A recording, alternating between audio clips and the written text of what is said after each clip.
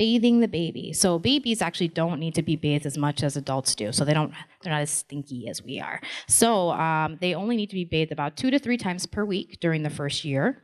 And initially, so baby will have the cord clamped, and that cord can't get wet. So the first few weeks, it takes about a week or two for that cord to come off. So the first few weeks, you're going to just towel bathe the baby.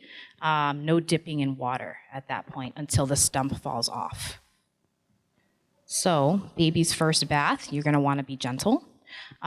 Typically, we'd recommend doing it in a warm room so the baby doesn't get too cold. Lay the baby anywhere that's flat and comfortable. We would say pad hard surfaces with a blanket or a fluffy towel, and then have a basin of water, a damp double-rinsed washcloth, so there's no soap residue in it, and a supply of mild baby soap within your reach. Keep your baby wrapped in the towel and only expose the parts of the body that you're actively washing. Use a dampened cloth first without soap to wash her face so you don't get soap in their eyes or mouth. Then you'll dip it in the basin of soapy water before washing the remainder of her body, and finally the diaper area. Pay attention to the creases.